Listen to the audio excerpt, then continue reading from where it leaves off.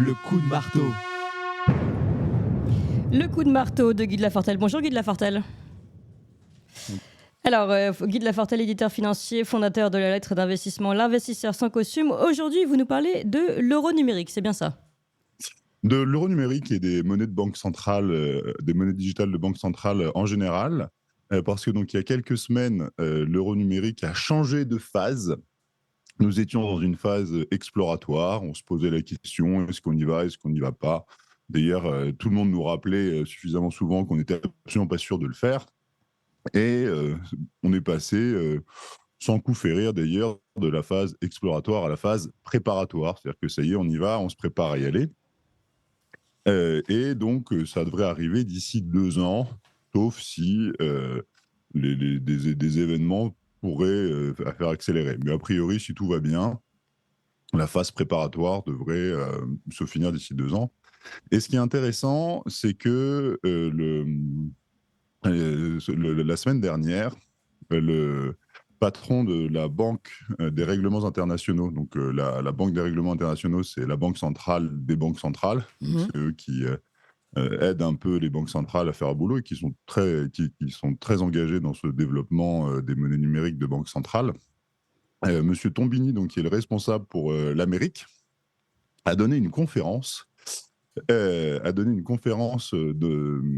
les Caraïbes. Vous savez, les Caraïbes, enfin en France, on dit les Antilles, Mm.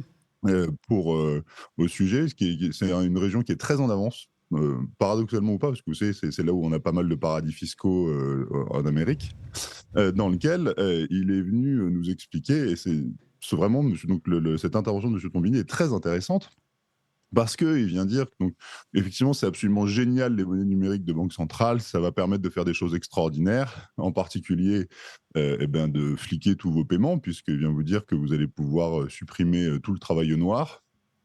Ce qui évidemment, est une bonne chose d'un point de vue d'un régulateur. D'un point de Oui. vue purement social, il faut faire très attention que le travail au noir, parfois, c'est aussi des soupapes, et ça permet, à des gens, de s'en sortir malgré tout. Donc lui, il dit: «C'est génial, avec les monnaies numériques de banque centrale, on fait de l'inclusion», puisque, à partir du moment où vous avez ces monnaies-là, vous pouvez empêcher le travail au noir, puisque tous les paiements sont fliqués, hein, et en revanche, attention, il y a un gros problème, c'est que selon, la manière dont vous allez, mettre en place, votre système, vous pouvez faire peser un grand risque, et ce grand risque, évidemment, il n'est pas sur les populations, ça, ils s'en foutent complètement, mais vous faites peser un grand risque sur le système bancaire, et ça, c'est le point d'attention, qui est le plus grand, le plus grand danger, pour eux, de monnaies numériques de banque centrale, c'est d'affaiblir le système bancaire. Mais Ça avait attendez, déjà pourquoi Ouais. ça ferait courir ce grand risque? C'est tout simplement de drainer les dépôts. C'est-à-dire qu'aujourd'hui, quand, vous payez avec votre carte de carte bleue, l'argent, ce sont vos dépôts bancaires qui sont utilisés. Donc si vous voulez Mm. pouvoir utiliser une carte bleue, il faut que vous ayez de l'argent à la banque. Mm. À partir du moment où vous vous mettez à utiliser une monnaie numérique de banque centrale, vous n'utilisez plus l'argent d'une banque, vous utilisez un argent qui est directement émis par la banque centrale, sans l'intermédiaire des banques commerciales. Ce qu'on appelle de la désintermédiation, pour parler. Mm. Et ça, c'est très très bon en soi. C'est plutôt une bonne nouvelle pour nous parce que on a suffisamment dit à cette antenne que les banques commerciales étaient dans des affreux états. Et donc ça pourrait, permettre de sanctuariser les dépôts, en les transférant vers la banque centrale, au moins temporairement. Sauf que, justement, ces gens comme monsieur Tombini et en Europe, on l'a dit aussi dans le livre blanc, déjà en 2021, c'est que attention, attention, ces monnaies numériques de banque centrale ne doivent absolument pas mettre en danger les banques, et donc on fera tout ce qu'il faut, pour que, les banques ne souffrent pas de cette évolution, en sachant que monsieur Tombini a dit que ça pouvait transformer profondément et secouer profondément le système financier. C'est-à-dire qu'ils ont très, très peur de ça. Vous avez un article du Financial Times qui dit que vous pourriez avoir en Europe plus de 1 000 milliards d'euros, qui, sortent du système bancaire. C'est à peu près, c'est ce que vous pouvez avoir. Est-ce que vous vous souvenez de la crise qu'on avait eues dans les banques américaines l'année dernière, quand les déposants avaient enlevé leur dépôt de la Silicon Valley Bank, bah, c'est ce genre de choses dont ils ont peur.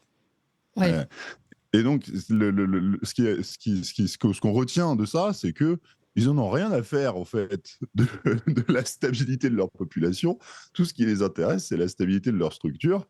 Euh, et, euh, et dans un univers où aujourd'hui, on a des taux qui sont très élevés et qui vont avoir du mal à rester très élevés très longtemps, parce que c'est-à-dire qu'aujourd'hui, vous avez un système qui marche avec des crédits avec des taux de 1-2%, et dont les banques, les entreprises, que le système ne peut pas rembourser.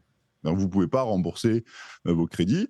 Et ben, si vous avez un crédit à 2% et que vous devez le renouveler, puisque comme vous ne pouvez pas le rembourser, il faut le renouveler, et ben, vous allez le renouveler, on va dire maintenant à 4-5%, ben, vous faites faillite. oui, Donc les taux, pour le moment, la grande nouveauté depuis 1 an ou 2, c'est qu'on a réussi à monter les taux, mais sans que la création de crédit ne s'effondre. Parce qu'en soi, les taux, on s'en fout un peu. Ce qui est important, c'est la création de crédit. Et là, on est en train de gonfler cette espèce d'énorme bombe dans laquelle on gonfle un crédit très élevé que personne n'est capable de rembourser. Et le seul moyen de se sortir de ce truc-là, c'est de rebaisser les taux très fortement. Sauf que si vous rebaissez les taux très fortement, le problème de cette affaire-là, c'est que vous risquez d'avoir beaucoup d'inflation. oui. Et quand vous avez de l'inflation, vous avez deux manières de vous sortir de l'inflation.